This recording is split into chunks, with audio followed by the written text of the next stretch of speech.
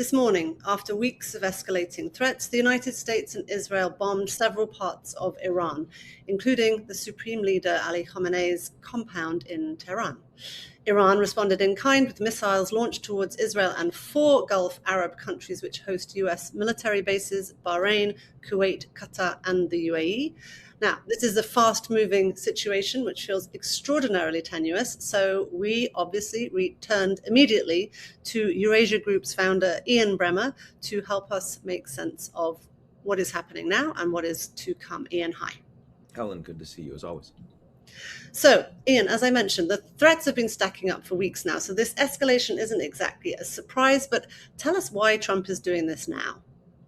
Well, there are a couple of reasons. First, there is a level of confidence that Trump has, both on the back of his success in Venezuela, having removed Nicolas Maduro, not assassinated him, actually bringing him to justice, though a lot of Venezuelans and Cubans were killed in the operation. No Americans were. It's gone over well. The Americans find it popular. Most of the Latin American countries find it popular. And, he's like, well, I can do this in other places too. So part of it is that. Part of it is that he's had experience with Iran before, military experience. After withdrawing from the Iranian nuclear deal, the JCPOA, in his first term, he's put the Iranians on notice on a couple of occasions. And when he is engaged in military strikes against Iran, the Iranians have not been able or willing to hit him back. And so he doesn't feel like there's a deterrent capability here. So he's not taking a particularly big risk. Finally, he did engage in negotiations, but his demands were much greater than the Iranians were willing to engage. And that's been clear for months now, frankly. But he did want to ensure that there was adequate military capabilities in the region, both in terms of the strikes that the Americans were going to engage in, that we're now seeing the beginning of, but also in terms of America's ability to help defend Israel and its own bases and its allies across the region. The final components of that only got into place days ago. And then this was the first window of opportunity after that, when the Americans and Israelis had a clean shot at the Supreme Leader and the top military leadership, and they gave the order. So that's what precipitated all of this. There's a broader question about how do we feel about the United States exercising unilateral military power all over the world, engaging in a policy of regime change, assassinating political leaders. What does that mean going forward for the U.S.? What does it mean for other countries around the world? But in terms of what led to this series of strikes, this certainly did not surprise us. I don't think it was a big surprise to the markets. The scale of the military strikes were greater than were generally anticipated, but nobody credible following this believed that the negotiations were heading for breakthrough, nor did they believe that this was a taco moment, that Trump was going to chicken out. They did feel, and we did feel, that he was going to make good, as it were, on his threats, as were the Israelis, and they've been coordinating on this very closely for a couple of months now. So, as you know, Trump just announced a few minutes ago on Truth Social that Khamenei is dead. What happens now? That feels huge. I think it is a big deal. And I mean, there are a few things to say about it.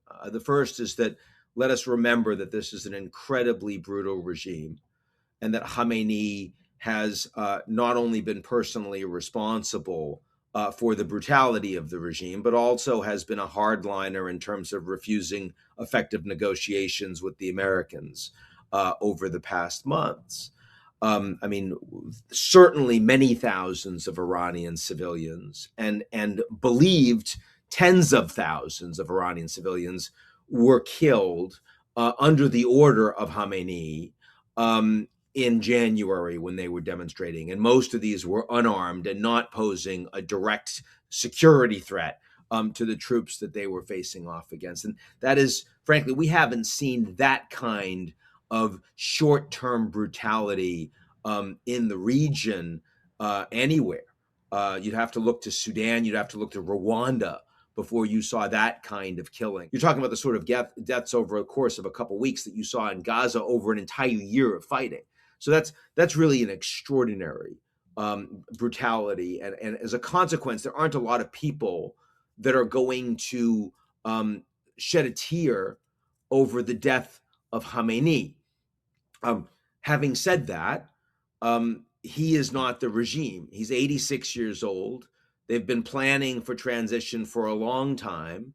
The fact that he has been killed will make him seem to be more of a martyr in the eyes, certainly, of those that support the regime inside Iran, of whom there are many, a minimum of probably 15 and 20% of the population that are hardened regime supporters and will become more so on the back of this assassination. The Iranian military leadership has taken substantial strikes over the 12-day war last year, and they reconstituted themselves quite quickly. It didn't affect their ability and willingness to repress internally. It does appear that a number of other military leaders may well be dead, probably not the president. But others. The president's not a very important figure, frankly, in the eyes of the Iranian people or in driving power. But the head of the IRGC may well be dead, the Islamic Revolutionary Guard Corps. The Israelis have announced that he has been killed, as well as other top advisors to the Supreme Leader on the military side. But it's very far to go from that to it's the end of the regime. Because remember, when Trump launched these strikes with the Israelis, he said, we're attacking all of the military installations, and they've certainly done that. They're attacking all the ballistic missile installations that they can find, that they can get to. They're certainly doing that. But he also said this is meant to be an operation of regime change. He said, now that we're taking out the leadership, it is your once-in-a-generation opportunity, the Iranian people, to take your government. But taking the government requires overthrowing those members of the IRGC, the military, the Basij, the paramilitary groups, the police officers on the streets, and others that have been very willing and capable of using lethal force against the Iranian civilians. And there's no reason to believe that that's about to change. It might, we can hope that it's about to change, but there's no reason yet. There's no evidence that makes us believe that. And there's certainly no American boots on the ground. There are no Israeli boots on the ground. There's no coordinated opposition with leadership the way there has been in Venezuela, for example. So, I mean, on the one hand, in Venezuela, Trump was fully prepared to continue to work with the same regime, having removed Maduro, and that has so far proven to be a pretty effective short-term strategy, at least. But in Iran, Trump isn't prepared to work with the existing regime, and understandably in many ways. But it's not clear how we get from that to the government of the people, which would be an extraordinary thing for Iran and for the entire region and for the world. But someone's got to actually make that happen. And for now, as of today, it'd be quite a stretch to say that the Iranian people have the capacity to do that. So Reza Pahlavi, who is, of course, the son of the Shah, has said that he's willing to come back from exile. How realistic do you think that is? I mean, with sufficient support, policing around him, it is perhaps plausible that he could be there and he could set up camp someplace. I think it's plausible. It's not today, but it's perhaps plausible. But that requires some level of intervention, right? I mean, it's not as if you're able to right now fly in friendlies and you're going to be welcomed at the Tehran International Airport. Like that's not a thing. And again, I mean, Trump has been very careful. Everyone is talking about how Trump is a hawk and Trump is a hardliner and he's willing to use military force. And clearly there are lots of countries that have been on the wrong side of American bombs and missiles over the last year, just as they have in the Biden administration, as they have in previous administrations. But Trump does not want American troops getting killed. He doesn't want forever wars. Remember, he brought the war in Afghanistan after some 20 years to an end. Biden concluded it, but it was Trump that took a deal with the Taliban that in many ways was one-sided because he just wanted the American troops out. And so Trump is going to continue to be extremely reluctant to commit any American forces on the ground. And absent that, we are pretty far, at least again, as of today, from a place that you would say, I predict that this regime is over and the Shah can come back and the Iranians can have democratic elections and they can actually put in place a regime that would represent them. We're very far from that. Now, there's still going to be a lot of military attacks, and the Americans expect this to go on probably for a matter of several days to a little over a week in terms of destroying all of Iran's naval capabilities, extinguishing their UAV, the unarmed aerial vehicles, and their missile capabilities. It is possible that they've already fired off a lot of what they still have, but if they haven't, within a week, that capacity will be done. And so, I think it is plausible that in very short order, Iran will no longer have direct capacity to threaten other regimes in the region. They may have asymmetric capabilities through proxies. They could certainly fund terrorist activities, that sort of thing. They could engage in espionage. But conventional military activities, we are nearing the end of Iran's capacity to project power. And that's a big deal. But that's very, very different, Helen, from saying that Iran won't have the capacity to repress their people on the ground. That is not something that the Americans right now have a military plan for. And it is right now, there's no reason to believe, there's no evidence that would show that the Iranian regime is going to be incapable of continuing to repress absent such a plan. I have so many follow-up questions to that, but one, I guess, is who do you see emerging then as a leader, or is it just too early to say given the chaos that is happening on the ground in Iran?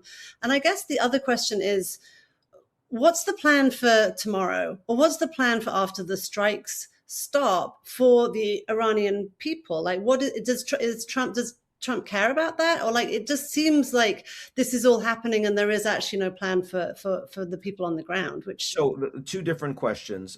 As of right now, your expectation would be that the IRGC will still be in charge.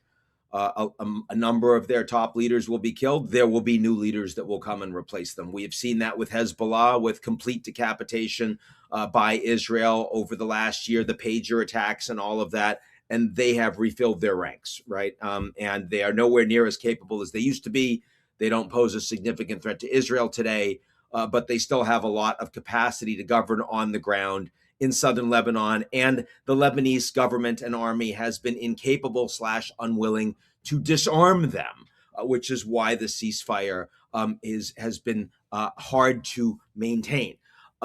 So that's what you would expect to see right now. Now, that recognizes that it's going to be very hard for them to communicate with each other for the near term. It might be hard for them to actually have orders that are given in a centralized way that are then followed out across the country. But still, for now, that's what we're looking at. And that's kind of the way the country has been run for the past years. So this is not a regime that is new to figuring out how to effectively repress its people domestically.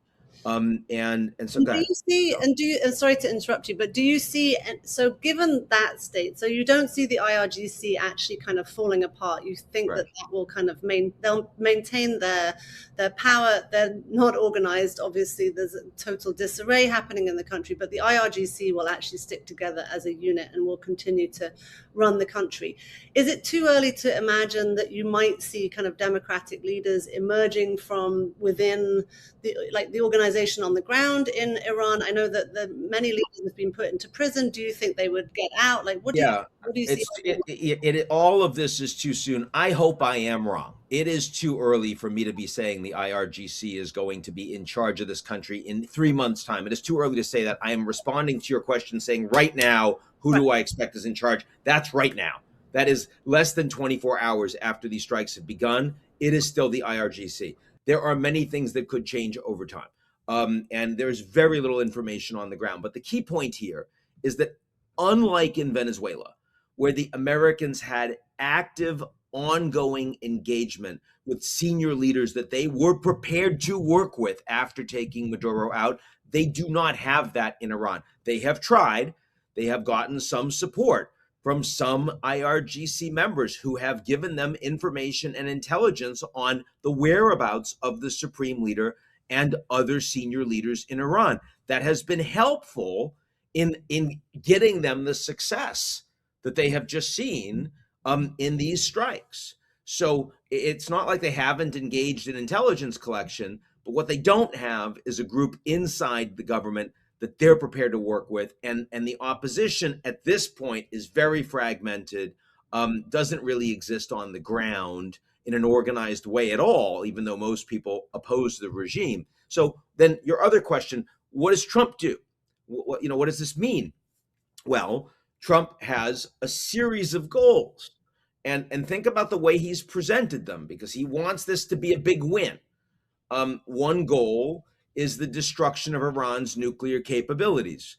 He did a fair amount of that last year. He said they were obliterated. Some of them were, but not all of them. And they rebuilt as quickly as they could without oversight from the International Atomic Energy Agency inspectors.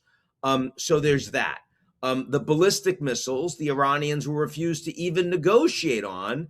A lot of those have now been blown up, and those that haven't, a lot of them have been launched against Israel, but also against Gulf states. And yes, they do host American military bases, but most of the strikes that we've seen so far have actually been against civilian targets in those countries, like in Dubai, like in Riyadh, which does not actually host any American bases itself. Those bases are far outside. And so the ballistic missiles are no longer the threat that they used to be. So you already have two of the three goals that Trump announced in his decision to go ahead with a war against Iran, that Trump can say, I've already achieved, and I will have achieved by the time these military operations have concluded. I will have achieved those goals. Now, the third goal, which is regime change, he's given himself an out. He said, okay, I've done all of these strikes, and right now it's too dangerous because I'm still going to hit, and Israel is still going to hit all these military and leadership targets. But once we're done, Iranian people take it over. And if they don't, then he'll say, well, I did everything I could. I gave them the opportunity. They didn't do it. Does he want to say that? He doesn't want to say that, but he's not going to take responsibility for this himself, because he is not intending to engage in the direct regime change himself. He has already said in the initial hours of these operations that the actors that will engage in changing the regime will be the Iranian people. He has no control over the Iranian people. He has no influence over the Iranian people. A lot of the Iranian people don't particularly trust him. He said he was going to rescue the Iranian people, and tens of thousands of Iranians died after he said that he was going to rescue them. And it was, over a month later before he took military action. So, I mean, I think that if you're an Iranian citizen today, you're feeling pretty squeezed. You're not necessarily feeling like there are great opportunities in front of you in any circumstance. And it's going to be very dangerous what you decide to do going forward. Again, my hope is that this regime collapses with a minimum of violence. I think that's everyone's hope. It's everyone's hope. Whether you supported the US attacks or you didn't, everyone hopes that the Iranian people can have a government that actually respects and reflects their values, their rights, their hopes and aspirations. But we are very far from that. And the United States may have facilitated that to a degree, but they certainly are not causing it.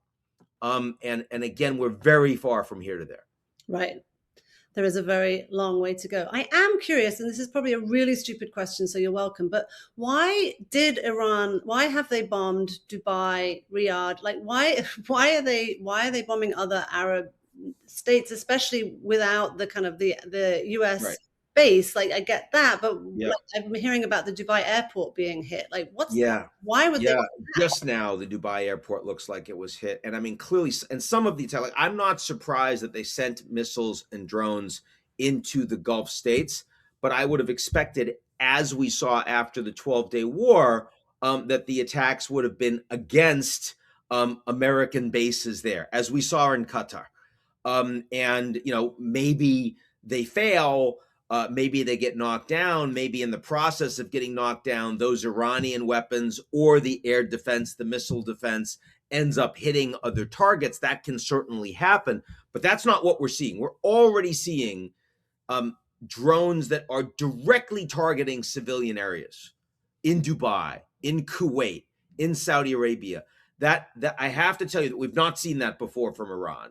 So why would they do that? Well, I mean, on the one hand, these countries are seen by Iran as belligerents. They are in principle neutral. They've not joined the fight with the United States and Israel, but they didn't prevent it. Over the past couple weeks, they increasingly went from opposing it to quietly saying that they would provide support for the United States and Israel in helping facilitate strikes. So, I mean, Iran now, I think, accurately sees them as hostile to Iran's survival. I think Iran, if you are a leader in Iran today, you recognize that you may not be long for this world. There is an active attempt to assassinate every decision maker, active top-level decision maker that is still alive in Iran today, which is a staggering thing to say. And so they may not be acting quite as rationally. They may not be thinking quite as long-term. And they also can't communicate very well. So this, to me, feels like desperation. If you know that anything you do against hardened facilities like bases or like critical energy infrastructure is likely to be shot down, and you want to show that you can do something, that you're not going to just sit and take it, that there will be costs and consequences, that is, perhaps the logic that leads you to engage in those strikes against civilian targets among countries that are presently non-combatants. That's the only logic I can come up with. I don't believe these are rogue actions by missile and operators and drone operators in Iran that are not getting orders from anyone. I don't believe that. I think there's still sufficient centralized control. All right, let's talk about the response from around the world. So, tell us about your dealings with the Europeans on this. I saw some pretty funny interactions that you had. The Europeans are talking about convening on Monday. Today is Saturday. This does feel like something that maybe would come to the top of your attention. But what are the Europeans doing? They're basically acting concerned. It's kind of like they'll write a strong letter. They're not really relevant here. And that doesn't mean they're not relevant on anything. I mean, we saw that when Trump threatened them on Greenland, they said that they were going to hit back with reciprocal tariffs, and they were going to hit back with the anti-coercion instrument. And Trump backed down. And he backed down without getting anything. So it's not as if the Europeans are uniquely feckless on everything. But on this issue, Trump made his decision, and he wasn't taking any advice from the Europeans. He was not asking them to join. They are functionally irrelevant to American military decision making vis-a-vis Iran. And that is an uncomfortable position for the Europeans to be in. And so if you're Ursula von der Leyen and you say you're going to convene a council to discuss it on Monday, you're going to have probably just about as much effect on Monday as you did on Saturday. Now, I would have displayed more urgency. The Brits did a bit of that and saying, that we've got, planes in the air and we want to make sure that we're part of a collective defense, of our allies in the region. So they could have been that. They could have done that. That would have been an important thing to do. Secondarily, there are lots of European citizens on the ground. And so they obviously want to make sure that they are, taking care, that they're all secure, that they're, evacuating as best as they possibly can. All of these sorts of things, but they don't really have a collective position on Iran. They don't have anything that they can functionally do to change the trajectory of this conflict. And unlike in Iraq, unlike in Afghanistan, they're not actually playing a role. There is no coalition of the willing here. So the Europeans are irrelevant to this outcome. And more broadly, there is the reality that the Chinese are irrelevant to this outcome. The Russians, Iran has no friends externally. We've seen since October 7th that Israel and the United States have been able to target, whether it's the Houthis in Yemen or whether it's Hezbollah or whether it's Iran last year or just now, or whether it's Hamas in Gaza. In all of these cases, the Israelis and the Americans on occasion have engaged in military strikes, and there's been really no effective response whatsoever, either by Iran and its proxies, the so-called axis of resistance, or their friends and supporters around the world, whether it's global South countries that really oppose the United States, or it's the Russians who have been working with Iran closely to get more support for drones to help them fight against Ukraine and the war that they started 4 years ago, the Russians, or whether it's China that buys a lot of oil from Iran. They've all expressed criticism. It is, we've got a secure, as you and I are talking, there is a Security Council emergency session that is going on. And I am quite certain that the Chinese and Russians are expressing their disagreement with what has been ordered by the U.S. and by Israel, but they're not prepared to do anything. In fact, I don't even believe that the Chinese will postpone the upcoming summit meeting of President Trump to visit Beijing in April on the back of these strikes. There's really virtually nothing that anyone is doing as a consequence of the Americans and the Israelis establishing military dominance against Iran and in the region. And that's wildly different than the first year of Trump's second administration, when he focused primarily on tariffs and economic tools, and where many countries around the world were very capable of hitting back and not just capitulating and actively negotiating, but also using their own coercive tools and mechanisms and getting to a place that they felt was better than what they were initially being demanded. That is not the case militarily, either in Venezuela or in Iran, or I suspect in Cuba going forward. And where else might President Trump decide that he really likes taking unilateral military action that no one is willing or capable to respond against? How does that play, though, with MAGA? How does that play with people who really didn't want America to get involved? Is the fact that he manages to make this kind of short, sharp kind of invasions and there's no boots on the ground, is that kind of the way that Trump skirts around that? Because it feels like in the last presidential campaign, he actually campaigned on not starting wars, and instead that really has not been the case, although of course the definition of war is a little different if there aren't actually soldiers and troops on the ground. Right. I mean, if no American soldiers are getting killed, then it's a much easier proposition for him to square with his MAGA supporters. And in Venezuela, knock on wood, no American servicemen and women have been killed. There were a few injuries, but no one was killed. And so far, again, early hours, no Americans have been killed. But, certainly Trump is prepared for Americans to be killed, combatants and quite plausibly non-combatants on the back of this. And large numbers of Americans killed because of a war of choice in Iran will be unpopular with significant numbers of Trump's MAGA base. There is a break in MAGA on Israel. There are a number of strong MAGA supporters, and you've seen this with Tucker Carlson in particular, but there have been others that have been out there publicly saying, absolutely not. Why are we carrying so much water for Israel? Why are we providing them billions and billions of dollars in military support? Why are we engaging in military actions that are supporting what they want in their backyard? I mean, on Ukraine, the United States has stopped providing military aid. Why? Because it's far away and we think the Europeans should do it. So why are we supporting Israel?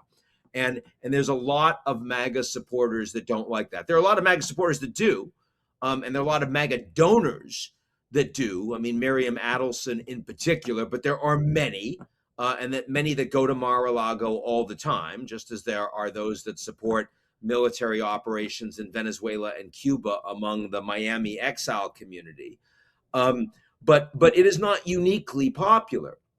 And here we should address the broader issue, which is because you asked me, how is Trump dealing with the fact that he made these promises, he campaigned on this stuff. And there were so many people pro-MAGA that were saying that, Kamala Harris was going to be the war candidate, but Trump wouldn't. Trump's not a hawk. And Charlie Kirk, he was assassinated. Before that, he was extremely opposed to the idea of attacking Iran and is on record in doing so. And I'm sure that there are many opponents to Trump, including some in MAGA, that are going to be using that. Now, Trump has made good on a number of his promises. He promised that he was going to use tariffs and he was going to work to bring manufacturing back to the U.S. and force other countries to spend money in the U.S. And he's cut a bunch of deals with promises from the Japanese and the South Koreans and the UK and the Europeans and the Saudis and others to start spending a lot more money in the U.S. So whether you like the policy or not, whether you think tariffs are a good idea or not, and certainly there's an affordability problem on the back of it, he's made good on that. He promised he was going to close the border, and he has done a lot of work in closing the border. He promised he was going to fight fentanyl. He's done a lot of work in fighting fentanyl. The Mexicans have been very, very significant partners of the U.S. on that. But he also promised that he was going to America first end these wars.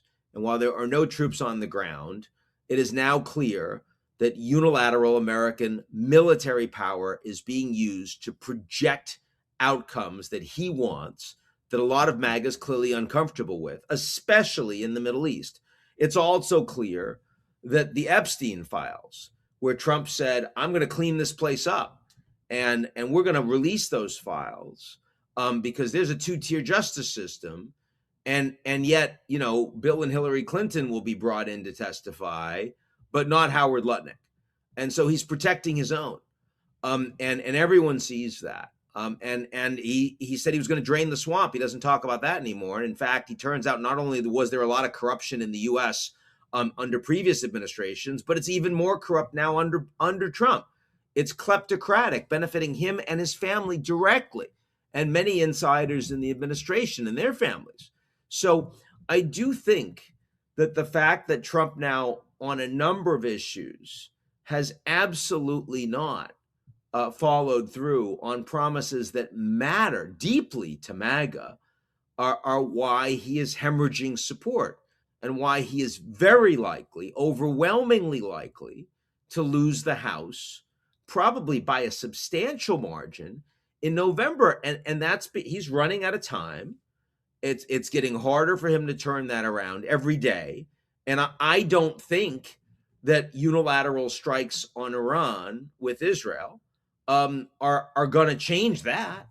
I don't think the Supreme Court's ruling on IEPA is going to change that. I don't think that the Minneapolis ICE efforts are going to change that. I think that he's in more trouble over the last couple months. The trajectory has been negative for him, and he's likely to become much more risk acceptant as a consequence of that, which may well play out in other military episodes internationally. But why?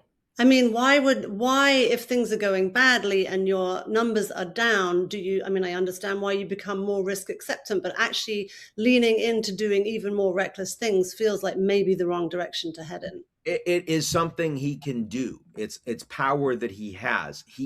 If he were listening to his top advisors, he would be acting very differently. I think the Venezuelan issue he would have handled very similarly. But I mean, the IEPA tariffs, he was told by his Secretary of Treasury and by his U.S. trade rep, don't use this. It won't stand up. And he obviously knows better than they do because he's the president. He's the one that won. And so he went ahead and he did it. And then less than a year later, the Supreme Court, including his own nominees, vote against him. And now it's going to be harder for him. Now he's going to be more constrained. So, I mean, I think the problem is that Trump is very short term. He's very, attached to the latest shiny object. He constantly wants to make headlines, and he's incredibly undisciplined. So he does not have the temperament to engage in the strategic political revolution that would allow him to more effectively build a presidency that sits above checks and balances. I think what we're finding is increasingly he's failing on a bunch of issues. And as a consequence, you start to see whether it's justices or whether it's members of the military or whether it's Republican leaders start to take public steps against him. And that wasn't happening 3 months ago, 6 months ago, but now it is. We've seen it on a number of occasions, and I think we're going to see more of it going forward. But I think it's also true, isn't it, that some of the people who've been giving him advice, particularly on this war, some of his military advisors actually then got cast out. Cast out, that's right. Right. So does he really believes that he can kind of do this because he's the president, he can just do this all by himself? Well, these are relatively junior people, most of them, because keep in mind that what Trump has hired for this time around, some of his advisors are very capable, in my estimation, like Marco Rubio and Jamieson Greer. Some of them are incredibly incompetent, in my estimation, like Pete Hegseth, for example, or RFK. But they all are incredibly loyal. So unlike Trump's first year in his first term of office, where it was a revolving door with a lot of people that then were leaking, were extremely opposed to Trump, this time around, we've seen virtually none of that. And it's been a relatively tight ship because they all recognize that they're going to do exactly what Trump wants or else. I mean, the only major blow up we've seen in the first year now of the administration, year plus, was Elon Musk, who came out in spectacular fashion and, dished on the Epstein files and said he was going to create a third party and all of that, basically grabbed onto the third rail, but backed away from it. J.D. Vance facilitated a rapprochement, and now he's working with Trump again. So, I mean, really, there's been, at the top level, there's been continued alignment and willingness to go along with whatever Trump is saying among that inner circle. And that willingness to facilitate even things that fail. So, I mean, again, we've seen how many instances now where Trump has gone after, launched lawsuits on the 6 Democrats that did this video that opposed him. And, that lawsuit blew up and, he failed and because he wasn't listening to advisors. And same thing with the lawsuit against James Comey and Letitia James. And he failed and wasn't listening to advisors, but they are willing to do whatever he says in all of these instances, whether it's about military strikes or economic tariffs or about taking efforts to ensure that the next election is not quote unquote rigged, like the FBI investigation and the seizing of the ballot boxes in Fulton County in Georgia. All of these are unprecedented acts, but they're unprecedented acts that President Trump is ordering and that his inner circle, his direct reports and his cabinet are 100% supporting. Not an inch of space between Trump and those people.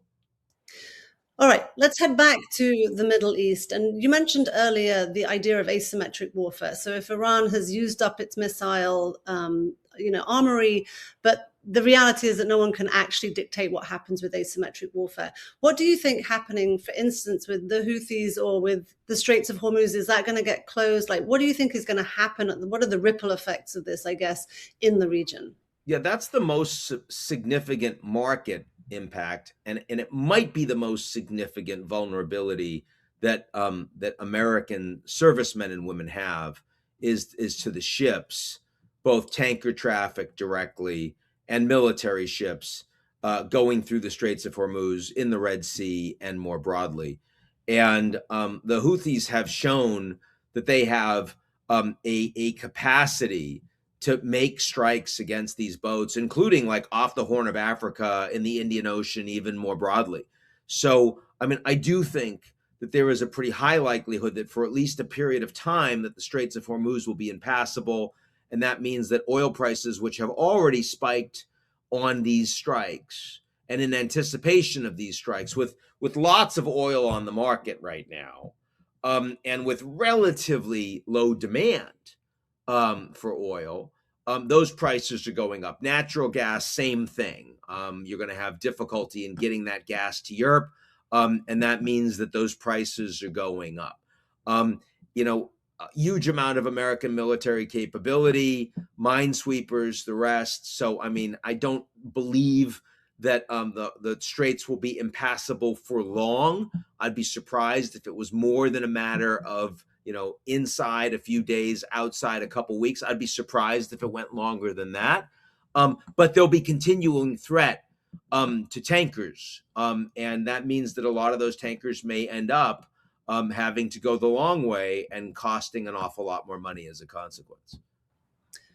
All right. So in to wrap this up, I'm curious what you're watching most closely in the next few days and over the next few weeks. Most closely, I'm watching internally Iran. I want to see what kind of demonstrations we see, what kind of instability, and how much of that gets out vis-a-vis Telegram and other sources, because it's not like there's an open media that can actually report on it.